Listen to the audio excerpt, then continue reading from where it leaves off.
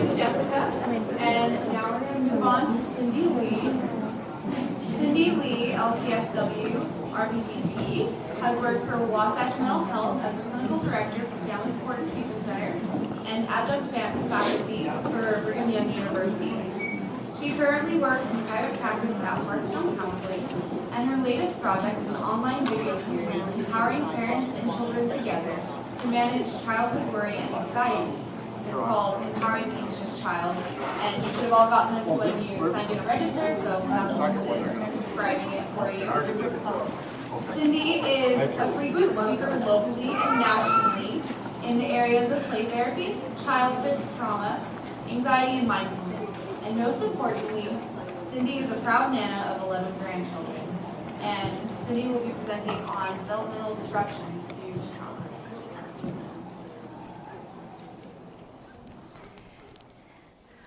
Okay, so Jessica talked about how I teach play therapy, and I've taught, so many of you are my students or past students.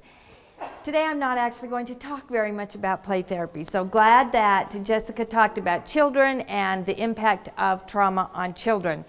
What I'm going to be talking about is if we fast forward, what happens to those children when they're adults.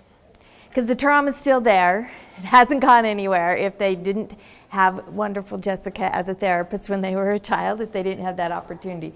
So what happens then to these kids once they grow up and they're in some different developmental stages than those younger stages that Jessica was talking about? So we're going to start with just a little bit of what is PTSD. Jessica started there also, but we know that the diagnosis was formed when there were this cluster of symptoms that happened for young men when they would come home from trauma. Initially it was called shell shock. They would say, I have this monster inside, I can't no longer cope, but the important part is that they could link the monster inside to their war experiences. They knew things were going pretty well. I went to war, I had this really severe, intense trauma experience, and I can link it directly, the symptoms that I'm having, to those experiences. But that's a little bit different from what we often see in our office.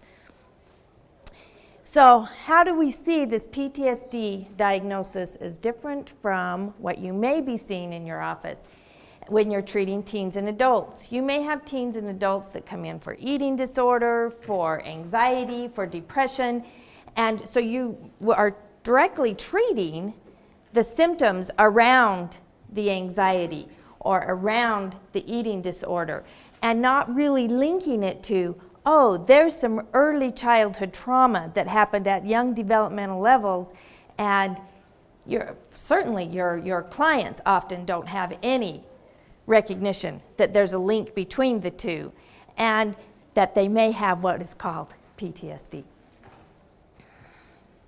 So here is an adult man. Real story. So this adult man, his car is leaking oil. Very common, no big deal. But here is this man's response to the leaking of oil. He pretends that it isn't happening, and he hopes it will just go away. Okay, not happening, it's just going to go away. He's afraid he's going to get in trouble, so he just adopts this attitude. If I don't tell, it isn't happening. I just pretend the oil isn't leaking and it isn't happening. Now, is that advanced reasoning skills? Is that using the frontal lobes of the brain that a man this age should be able to do, right? To understand this type of behavior, we have to talk a little bit about developmental theories. So here are a few of the common developmental theories. There are many others too. We're not going to go into the details of each of these theories because you all had some type of developmental theory training in your undergraduate. But we've got Freud, Erikson, Piaget, and Kohlberg. And what all developmental theories, no matter which one you're looking at, have in common is that at each stage you are able to accomplish and do things that you weren't able to do earlier. You have to grow up and learn things along the way and develop along the way, and Your abilities increase, and your capacities to handle things and cope change according to the abilities that you have. So what happens with that developmental life cycle when you experience trauma? Does that mean you are just stuck at the age of when you experience the trauma? Does it mean you don't develop? No, it doesn't mean that at all. If this is your trajectory of moving up through the developmental stages, and here I put Erickson because he goes through the full developmental life cycle, full life, but you could put any of them up that side. And here are your ages, and here would be if you just went from one stage to another without any problems. When you experience trauma, it causes what we call gaps in the developmental life cycle. So what does that mean? It means that around the trauma, around the experience that you have, you kind of get stuck just in that area. You can still grow and learn how to have abstract thought and learn how to do math and balance your checkbook and go to college. You're still growing, you're still moving forward, but now there are some compromises or pockets where you didn't develop and the developmental task that was there before you. So let's go back to this gentleman. He has his car leaking, and what would the age be, you think, of this type of response to a very simple problem in life? Your car's leaking oil. Think that's a teenager that would say, oh, if I just don't tell, it isn't happening? If we look at Piaget, it would be pre-operational. Pre-operational is about 2 to 6. It's very young developmental, that I can just hide it and you don't even know that it's happening or there. Or Erickson, it would be autonomy versus guilt and shame, which is a 2-year-old, 2 to 3-year-old level of problem solving. So in this area, he has some gaps.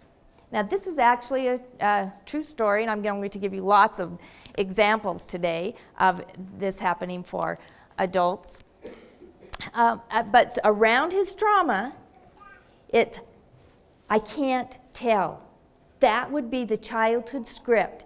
And this was a man who came from a family, a large family. I'm thinking there were about 11 to 12 kids, and there was not enough food. There was very severe deprivation in this family and very severe abuse. If you were sick or you didn't get the care you needed, but certainly in this family, if you disobeyed, you would be locked outside and couldn't come into the home, sometimes for the entire day. And even, it didn't matter if that were winter, and lots of traumatic experiences in his young life, and you can see right here, this kind of problem solving is stuck in that kind of place. Now, by the way, this gentleman is also very functional as an adult. It's not like he's compromised and doesn't have any ability to function. He holds down a job, he is married, has several kids, and pays his bills, all those kind of things, but has really struggles in problem solving in certain areas, and that's what we call the gaps in the developmental life cycle. That's what we see in our office, the symptoms around those gaps. Bring the clients to our office, and understanding where those symptoms come from helps us to help them know how to move through the trauma. So that kind of trauma is called developmental trauma, or what Jessica said as complex trauma. Those two terms are often interchanged between the two, mean about the same thing. Complex trauma was originally coined by Cynthia Courtier. And developmental trauma is the word that Bessel van der Kolk uses. And here's what Bessel says. It is what develops around the trauma due to the developmental level that is problematic. Developmental trauma comes from 3 things. First, developmental trauma comes at the level of the child when they first experienced the trauma. So what was going on, it's not that you had this issue, it's what was going on at the time you had the trauma. How old were you? What developmental level were you in? Was it a big T or a little t trauma? I mean, what did you take in? What were the scripts that were formed around the time of the trauma? And then those scripts are stored in either the emotional or the emotional brain, the limbic brain, or the primitive brain. And why is that piece important? Because if that trauma is stored in the primitive brain, then when you come in as an adult or a teen and you are doing straight talk therapy, what part of the brain are you engaging when you're doing talk therapy without any other interventions to supplement or to address what is actually being stored in that primitive brain? So here's a true story. Had a client who was one of those big T traumas. So this was a woman in her early 30s, very severely sexually abused as a child by multiple perpetrators. One day she comes into therapy and she takes her car keys and she puts them under a blanket on my couch and she says, "Are those car keys there?" And I'm looking at her, I'm talking to an adult woman in her 30s. And and she says, "You know what, she had gone to a group therapy the night before. And she said, "Last night I was in group therapy and they told me that those keys are there, even if that they're still there. And I told them they were crazy. Because to her, the keys did not exist if they were under the blanket." Okay, what is that developmental task called? Object permanence. And how old are you when you gain object permanence? 2. Yeah, you are so young. But around that area, she learned not to trust her own experiences and her own senses due to her trauma. Now, I'll give you a few little details about her trauma that might make this make sense. In her experience of trauma, and this I know from her story over years of therapy and probably didn't know when this actually happened. I mean, when she brought the keys in, I just know, oh, this woman, at that point I was just like, she doesn't have object permanence. We need to work on object permanence with a 30-some-odd-year-old woman. But in her traumatic experiences, her mother was in high levels of denial that the trauma was happening. Some of it was happening in her home and some outside of her home. But there was pornography in the home and the Playboys were under the rug and there would be a lump in the rug where the older brothers were hiding the Playboys. And she would say to Mom, "Look, they're right there. Look at the lump in the rug." And Mom would say, "There is no lump in the rug." Or Mom would have her go downstairs to where the pantry was. The pantry was in the basement in the home where she grew up, and to get a can of corn or something. And this client would completely deintegrate whenever Mom asked her to go into the basement. She would manifest some of those really severe acting out behaviors that Jessica was describing, because she also got abused in the basement. And as part of the abuse, there was urination and defecation. And she would say to Mom, "It stinks, don't make me go down there, no, no." And Mom would take her down there and say, "It doesn't stink." She had these repeated experiences where her own sensory experiences were completely nullified until she didn't trust them. But in her 30s, I found out that she trusted her children's experiences. So if her child could smell something, it existed. If her child said the keys existed, they existed. And then we worked on object permanence with an adult woman. Her next one was she had frequent urinary tract infections. And it was really becoming a problem for her. And one day she mentioned, "Well, I can't go to the bathroom because of the slime monster." We would be talking, full frontal lobes, discussion, adult to adult, very reasonable discussion, and then a comment like this would come up. "I can't go to the bathroom because of the slime monster." "What?" "There's a slime monster in the pipe in the bathroom and it scares me so bad that I just hold it and hold it and hold it and try not to go." What developmental level again is that? That for her as an adult still thinking there is a slime monster. Those are examples of those gaps in the developmental life cycle. Now, this is a woman with very severe trauma. You might not see him with such stark, like you're going, oh my goodness, how can a 30-year-old still think that there's a slime monster in the pipe in the bathroom? But you will see levels of this in the clients that you see. So here is a young man named Benson. Benson, 1 month ago, had a very severe snowmobile accident. In the accident, he broke, he was pretty banged up, but he broke this whole upper palate in several places of his mouth. This is him with 2 thumbs up in the hospital, and this is a picture that he drew a couple of days later. Here is the snowmobile as a monster. The monster is contained in the zoo. He has a thumbs up. Here's the deintegration and the fragmentation of the accident. Not all children who experience big T traumas end up as fragmented and as hurt as the ones we're talking about, and then it transfers into adulthood. We work for months and sometimes years to get this face onto our traumatized children. We all have hard experiences in childhood, but some of them, when they are that type 3, they do not have the resources.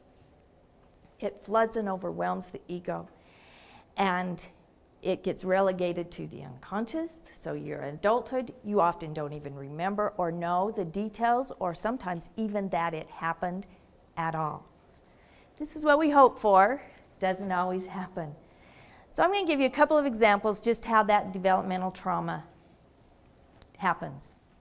First one comes from this little girl. It's not the actual picture of her, but I'm going to tell you a story about my granddaughter. On March 12th, it will be my son's 7th wedding anniversary. So it happened 7 years ago. And my granddaughter was at the wedding reception of my son. And she was in her full princess glory. She had her little flower girl dress on, and she was a little princess, and she was so excited and happy at that wedding reception. The end of the evening, my son and daughter-in-law decided that they would light sparklers, these kind of sparklers, as they left the wedding reception. So my son's roommate took about 10, maybe 15 of the great big long sparklers that are about this big around, held them all in a group, and thought he would light them all at the same time and then hand them out for people to wave. Well, what do you think happens if you light 15 of those sparklers all at the same time? Sparks went everywhere, and one of those sparks went right here and burned my little granddaughter really severely on her leg. That happened in March. In July of the same year, we are at my home, and I live on a cul-de-sac, and my home is here, right here, not the home right across the street, but down one. I just want you to know how far away we actually were. This home over there was lighting some home fireworks. And I said to my granddaughter, she didn't want to go out and watch. No, Nana, I don't want to. And I said, no, Nana will keep you safe. I promise Nana will keep you safe. And so we sat on my front porch, not even out on the curb. We were clear back on my front porch. And over here, they lit one of those fireworks. Up it went. And guess what? It tipped over, started spinning around, and a spark came and hit my granddaughter right here on her not healed yet burn. This time she was in a little Levi skirt with a pink top. I remember because I was traumatized. So that happened in July. In August, we go camping down at Bryce Canyon, and we're sitting around a fire, and we're making s'mores. What do you think my granddaughter is doing? Now, she is 5, so think about where she is developmentally. She's 5. Well, she's over behind the RV, looking around the open door of the RV, around the screen door, saying, no, I don't want a s'more. No, it's okay. And my son, who is a very good dad, but wasn't catching it real well, said to her, get over here. You're acting like a panty waist. Get over here and come on. You can just have some s'mores. It'll be good, you know. He wasn't validating her feelings on any level, and she was scared to death. She was physically shaking. She was at a young developmental level. While the first one may have been a little T, by the time the second burn happened, it was now at a big T, and she was reacting to it. Well, I could see what was happening, and I know developmental trauma, so I took her in the RV, and we actually roasted marshmallows over a little tiny tea candle. So just a little tiny candle, and I gave her some safe experiences with fire. But let's say that didn't happen. You could fast forward that same girl into adulthood, or even let's say she's 15 at girls' camp, and they're out doing their fire. What is going to be happening while they're doing that fire? She's going to be saying, I don't want to make s'mores. I don't really like fire. I don't know, I just don't like it. The smoke kind of makes me choke, and she's made up some kind of story. She probably does not remember the 5-year-old experiences at the wedding reception and the fireworks, unless her parents have told her, but even if they've told her, she hasn't really got that, and there's definitely in her mind not a direct link to, oh, when I was 5, this happened at my uncle's wedding reception, and so now I'm at girls' camp and I don't want to sit by the fire. She's just going to know that her body is experiencing symptoms. She's going to be experiencing something like fight or flight, like I'm not going around that fire no matter what. So I'm going to make up a story to make it socially acceptable. She will have made up those childhood scripts when that trauma originally happened. What we see as an adult is, I just don't like fire. What she's experiencing in her body is some full PTSD reactions, but she's not going to be saying, oh, yeah, I have PTSD because I had this experience when I was 5. So remember Benson, who had the snowmobile accident? Right here is what happened to his brother. His younger brother, same snowmobile accident, flew off of the snowmobile and landed right here by the tree. So this is a little picture of the crash site. And he is 4. He didn't get hurt, no physical symptoms. So brother goes off to the hospital. This kid, parents are going, okay, he's okay, whew. He keeps telling his story. When I hit the tree, and parents keep saying, you didn't hit the tree. You have no problems, you didn't hit the tree. Well, this branch was right in his face. Children are concrete thinkers. To him, he hit the tree. Luckily, his aunt was there, who is a play therapist, Joy O'Banion.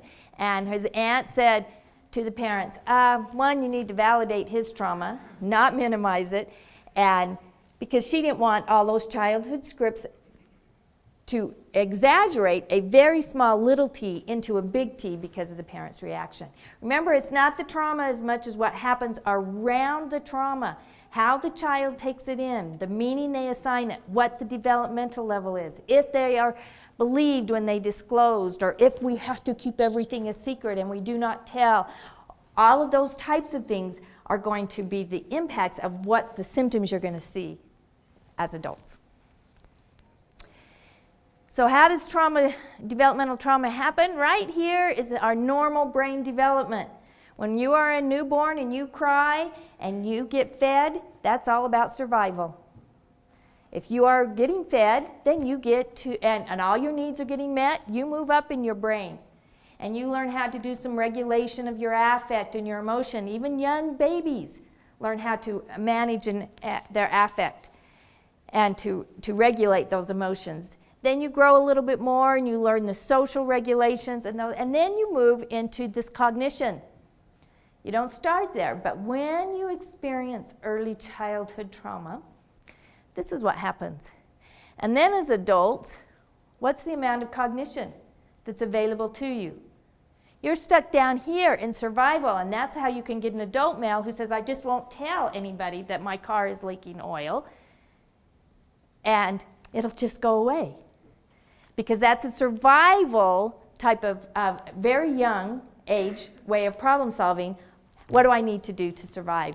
And not in full frontal lobes where your cognitions would be high enough to say, oh, if my car is leaking oil, I need to do something about that to solve the problem. So what are the aspects of developmental, what is that? I got to read it over here. 2 cognitive processing patterns that affect children's ability to understand their own trauma. First one is egocentrism. You all remember what that one means. I am the center of the universe. The world revolves around me. And then when you get an adult who has egocentrism around certain, just clusters in just certain pockets of places, you're going to have some clue, oh, there's some developmental trauma going on. The next one is centration. A child can only see one aspect of a situation. So you have a child here, mom's yelling, and something bad is happening in the family. The child can only see, oh, it happened because I didn't put my pants away. It's my fault. Can't see that, oh, dad just lost his job. We're having some financial stress. This and this and this is going. Can't see that big, broader picture. That's at the big picture. They focus on one small little detail. I didn't put my pants away. That's called centration. So the next one is concrete thinking. All of you are sitting here fully in your frontal lobes. You're engaging with me. You can have this ability of abstract thought. You can move in and out of paying attention with me. But children think concretely. They do not have the ability for that abstract thought. Until about ages 10 or 11, they can think about things that they see, hear, smell, or touch. Their focus is on thinking about things, not ideas, not theories, any of that. And so sometimes when parents parent, they get all philosophical and are telling them all this philosophy. Well, how do you think Johnny felt when you took the truck from him?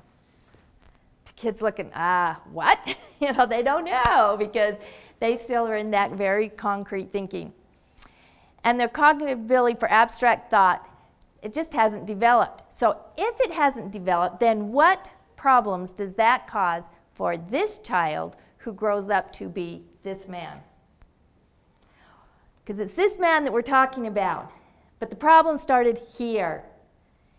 If you have concrete thinking here around relationships, you start, what might some of the scripts be that you would adopt around relationships? Relationships aren't safe. Nobody listens. I'm all alone. Any of those types of things. And then, so around relationships, this man could have gone to college, graduated, had his PhD, be your professor.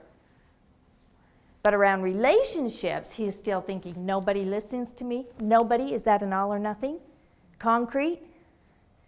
I am never understood. Relationships never work out. So around that, it's held in a different part of the brain and at a different developmental level than he's functioning in other areas. So what are the implications of concrete thinking? Here might be some of the scripts that are adopted. It's my fault. The same person can't be good and bad at the same time. I cannot tell you how many adult abuse victims who still believe the abuse is their fault. And if you just say, well, it's not your fault, does the movement happen? And you try to talk them out of that, does movement happen? Why does movement not happen? Because now you're trying to engage them and give them a different script from your frontal lobe to their frontal lobe. And where's the information stored? And if the emotional brain and the frontal lobe brain are the frontal cortex are at odds with each other, the emotional brain will win every time. A need to blame someone to make sense of their situation. Someone has to be right and someone's wrong. That extreme all or nothing thinking. Can't put together confusing information in a format that makes sense. Or a combination of internal chaos or rigidity of thinking. The internal chaos, this manifests itself in those attachment issues that Jessica was talking about, that feeling of inability to regulate that emotion or the affect within here, or the rigidity of thinking is that all or nothing thinking that just gets put at such an extreme. We all have some of that, And we learn better when we're adults, but it's the rigidity and the extreme, the intensity of it. I am unlovable, or I am inherently bad, or any other negative label. And it's the inherently, it is built in. There is nothing I can do about it. And you will see adults, well, and some of us could be sitting right here because we adopt these types of scripts, and then it's very difficult just to talk ourselves out of them, even though we gain some insight or additional learning as adults. Okay, so we're going to go over some of the diagnostic criteria for complex PTSD, which is that complex trauma piece, but we're going to do it very quickly because this isn't in the DSM. It's just sometimes there's a disconnect with what's in the DSM as far as trauma goes and what we see in our office, because what's in the DSM is about, when we started with all the diagnostic criteria about war and that type of trauma, what we see in our office has to do more with this, with developmental trauma. The first one would be that alterations in regulation, affect regulation, modulation of anger, maybe some self-destructive things, behaviors, and then some of that amnesia, can't remember, or the DID, the disassociation. When you start to get this part, you're starting into major big T trauma. The alterations in self-perception. Now, there aren't very many social workers that are famous for being a social worker. But Brene Brown is famous for being a social worker. And she has done lots and lots of research in this area of shame.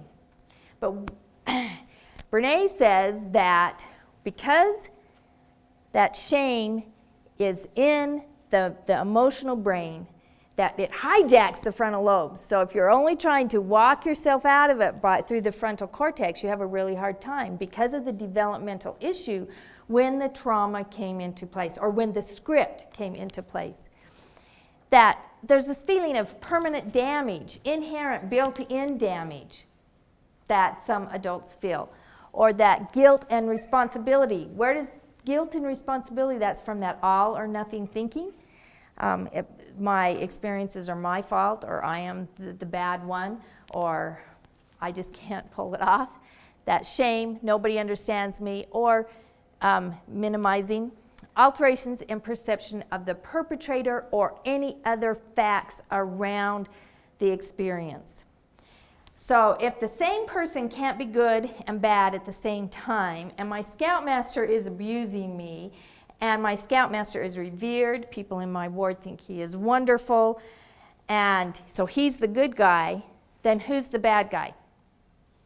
For the child, then, it's me. I'm the bad guy because the same person can't be bad and good at the same time. That all or nothing thinking around the trauma. This same person can grow up and know that people can have good and bad but until it comes to their own abuse issue. They can gain that abstract thought as they grow, but then there's that gap around the abuse issue. No, I am the bad person. I am the bad guy. And it's in the emotional brain, and in the emotional brain, it's not language. So I'm saying it in these nice, complete sentences to you that this is the childhood script. That's not how you experience them, or our clients experience it. They experience it in this chaotic in here, or this fight or flight when they are in vulnerable situations, or those types of things. It's not in nice, complete sentences that I am the bad guy. It's more in the feeling realm, or it's more vague. That's why it's so different than the regular PTSD diagnosis, because that diagnosis, as terrible as war experiences are, you know it came from the war, and it's not about you personally. You know, you are not in war because you, John Doe, are there. It's not a war about you personally. But your early childhood trauma, in black and white, it feels about you because you have centration and egocentrism. You're the center of the universe. So if that's, you take it in that way.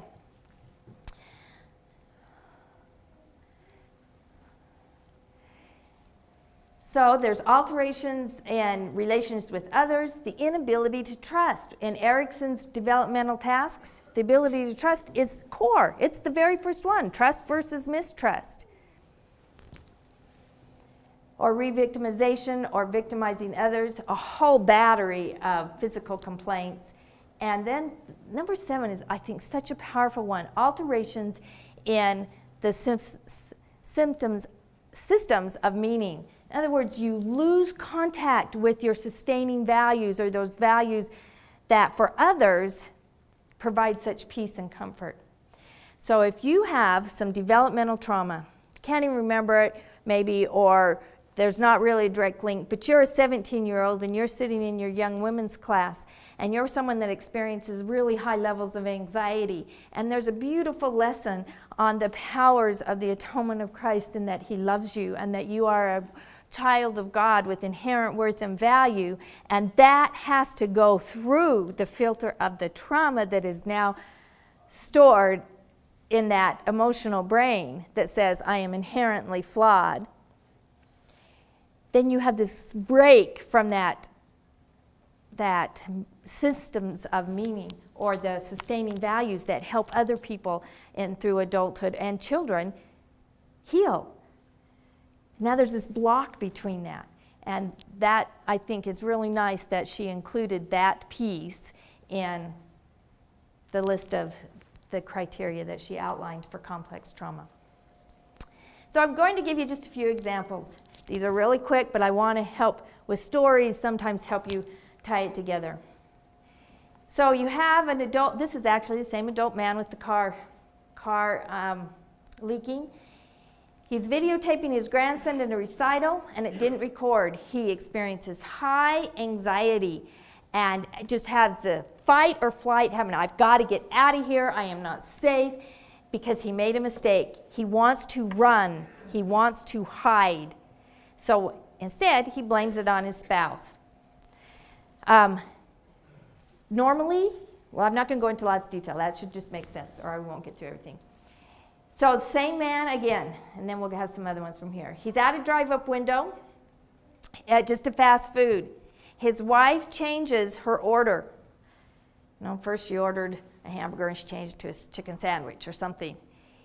And I'm working with him on when he's having the emotions and some being with the emotion and working to, we'll get to that. But so these are the examples he's coming in through the week. Okay, this is when I tried what you were teaching me, to be with the emotion, to do some positive, some soothing self-talk. So I'm engaging the frontal lobes to help rewrite the script that's in the emotional brain. But he's giving me these kinds of examples. I'm going, really shows that disconnect. He's afraid the person at the drive-up window is going to be mad at him. So he's afraid, he's an older gentleman, he's afraid the teenager's going to be mad because his wife changed her order.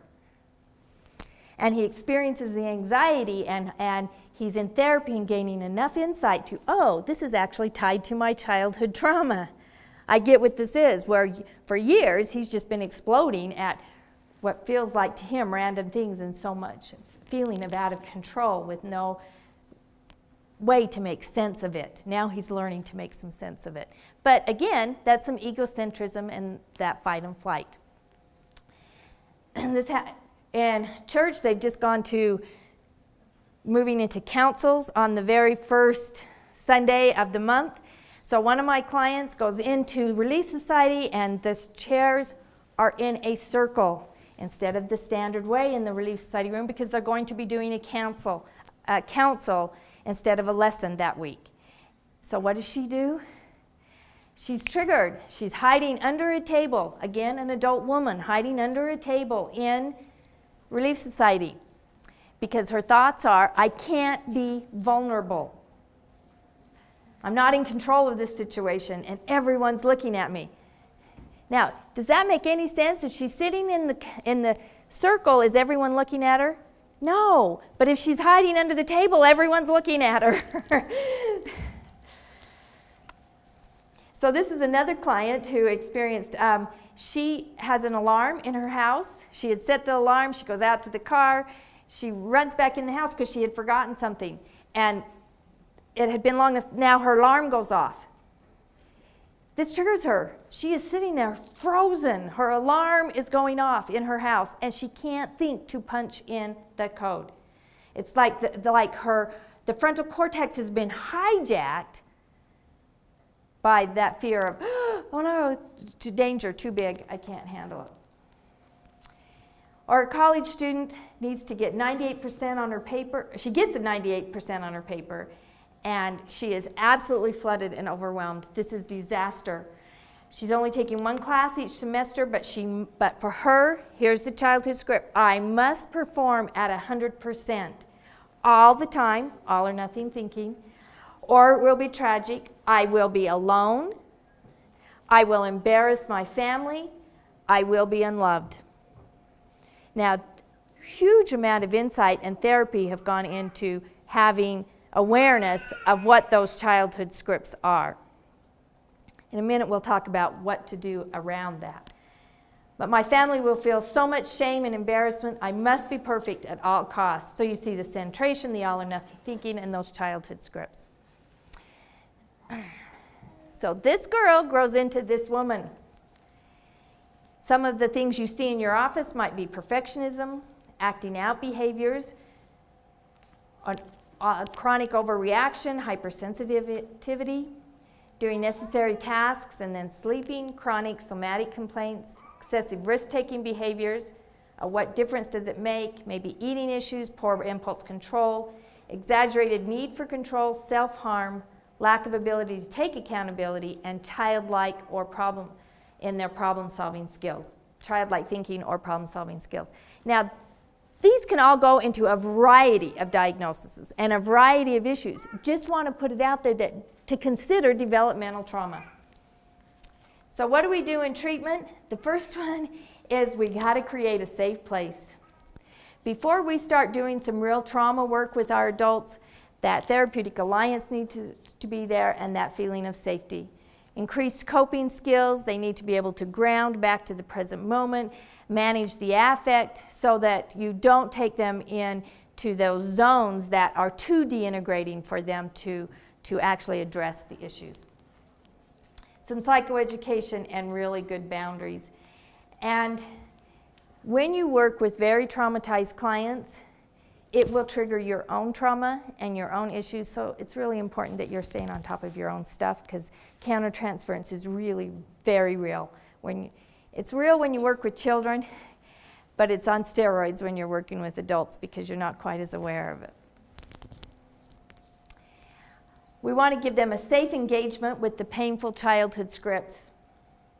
We want to teach them affect modulation skills, healthy self-perception, through abstract thought, an accurate perception of the perpetrator or other essential facts around the trauma, improved relationship skills and their own self-concept, a reconnection to their sustaining values with an actual belief in that, and self-regulation, and early developmental tasks. Like if they don't have trust versus mistrust, I was working with a teenager and trust versus mistrust was one of his missing developmental tasks. And he was a skateboarder. I just had him bring his skateboard. And we would go out into the parking lot the first 15 minutes of the session. I had him teach me. I modeled for him what trust looked like. I was very uncomfortable and felt very unsafe up on the skateboard as he taught me. And I showed him trust. And by so doing that, started to help that process move forward in teaching him trust. Here might be some of the things that clients will say. But before we get to that, insight is a part of the process, and much of our talk therapy, no matter which model you are using, is based on insight. But it's not the whole tomato. Insight alone does not create the movement and the changing and growth of those childhood scripts that you need to really make forward movement. And so because of that, you get statements like this from your clients. I know that my eating disorder isn't healthy, but it feels like my best friend. So I now have the insight, but I can't apply the insight day to day. Just don't know why.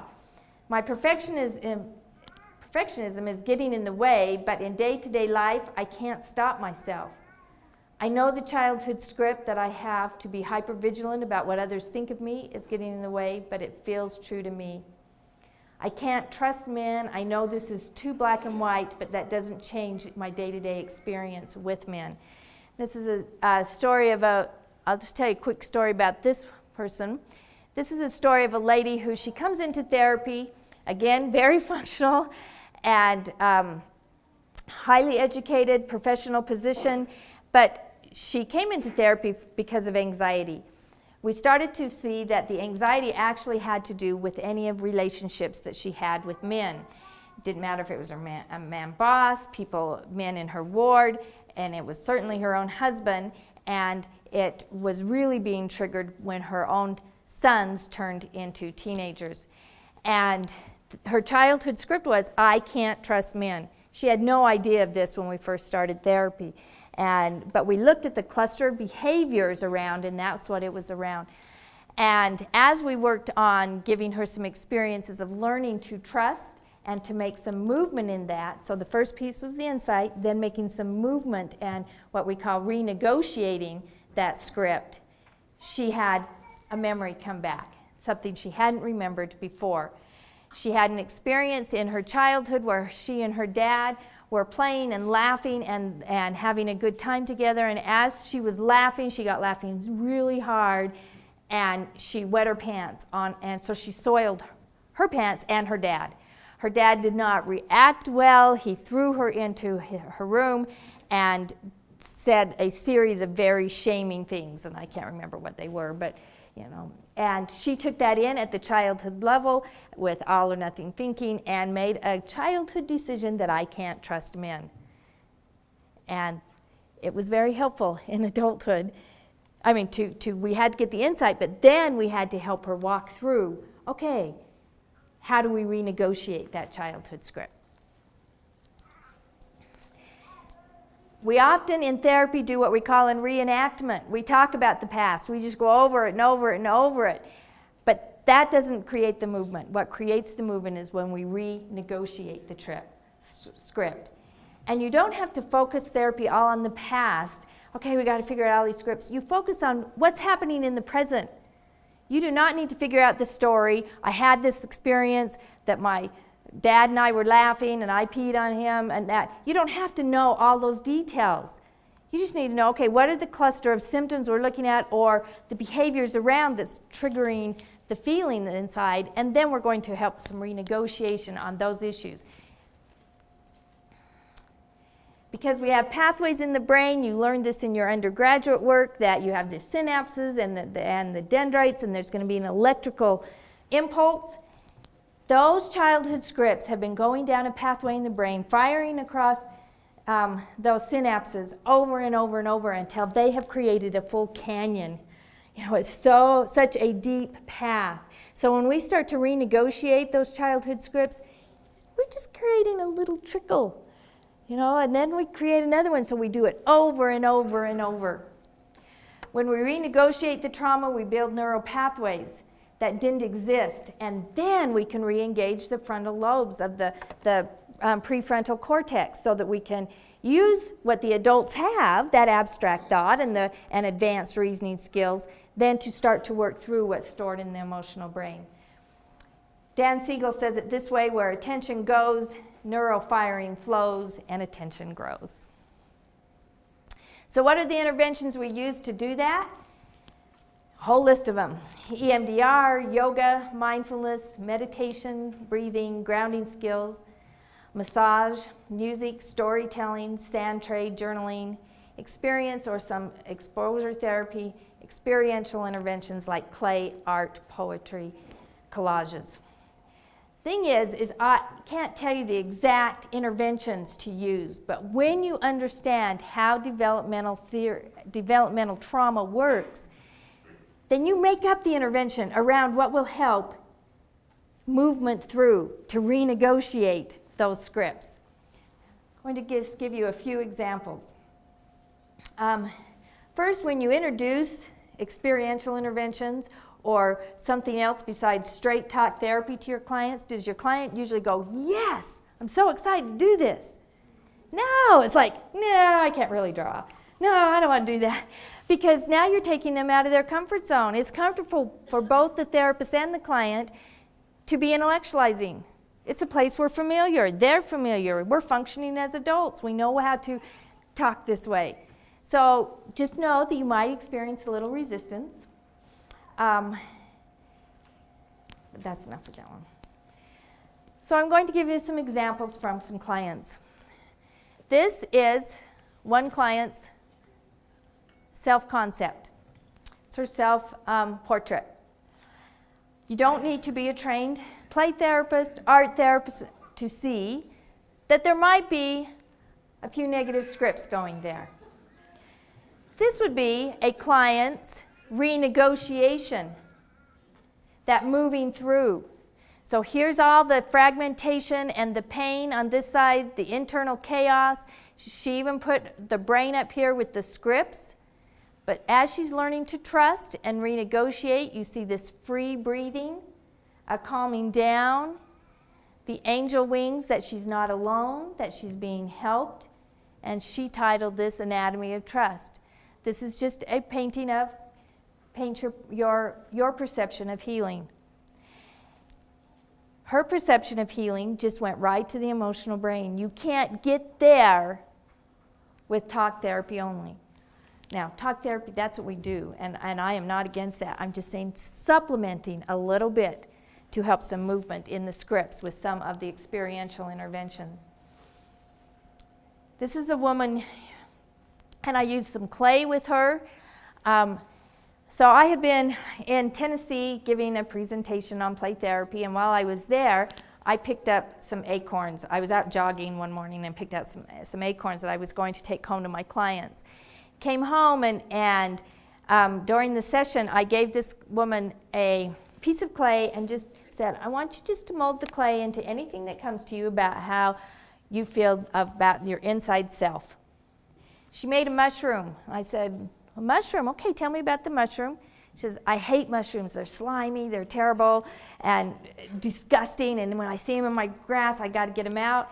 And so I said, well, let's work on that a little bit. It took a couple weeks, but she came up with this, and very tucked in, not looking out to the world, not trusting, curled up into a fetal position. I gave her an acorn to suggest that the acorn has an oak tree inside. It's just built in. It's just true, period. She said she was willing to consider it. Eventually, she embraced the acorn, still looking down and then looking out. That was over a series of probably about a year. That was the growth as the clay started to change. It's just a symbolic representation of the work she was doing to adopt healthier scripts about who she is. Again, some renegotiation. This is a client who is just making some very bold statement about who she is and that she's not for the person it took. She's not the child who was abused anymore, and reclaiming her inner strength. This again is another one with clay, and here is the client, and she bops the perpetrator. She takes the wounded child from within, she dresses her, and then she hugs her and sings to her. She just does that symbolically. She gets so much more movement in all of the scripts, and I don't need to go into her whole story here, but you can just see the movement that's happening because we're accessing the emotional brain in combination with the frontal cortex of the brain, because the scripts and the damage is stuck at a lower developmental level in the emotional brain. This is a collage. In this collage, the client communicates the shame for the abuse in the first one, and that she's very, very sad. And you can see her sadness, and she's just going over that abuse piece. And then several months, this was maybe even a year later, We do a second collage after much of the work we're doing, and here she says, the most significant change in life, that I'm learning that life is not black and white. She said that she has she put the words "wish upon a star" on her page because she is wishing that what you have told us is true. That what she's just considering that what I've told her is true. That she's not for hurting. That she has inherent worth and value. See, those are more positive scripts, and she's not saying it is true, she's just willing to consider it. That's that renegotiation of the trauma. She has hope, she is starting to have faith. The closed doors because she is holding her pain in reserve while she comes to understand what is really safe. The tear shows that it is not all hidden anymore, that she's willing to show the pain. But you can see there's still some caution there. It's just that renegotiation of the trauma as you walk them through step by step. So I've been a therapist for 25 years.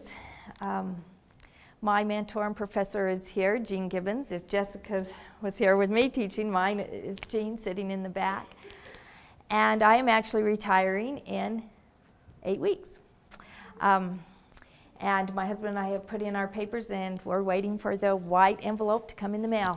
And so, as I look back over the years of being a therapist, I have had so many opportunities to witness and to be a part of the healing journey. And I have seen the resilience of the human spirit and the miracles of healing. When we start to talk about developmental trauma or complex trauma, it is an important piece of the whole. It is not the whole, but it is an important piece. When you understand, when you're working with adults and with teenagers, that all those behaviors and that dysregulation, it came from somewhere. And going back and saying, what are some of those scripts that are being held at a lower developmental level that aren't even congruent with where you are developmentally? When you understand developmental trauma and how it works, there are so much opportunity for change and for growth. So I ask you to take that into consideration and to apply that in no matter which model or theory that you're using. So thank you.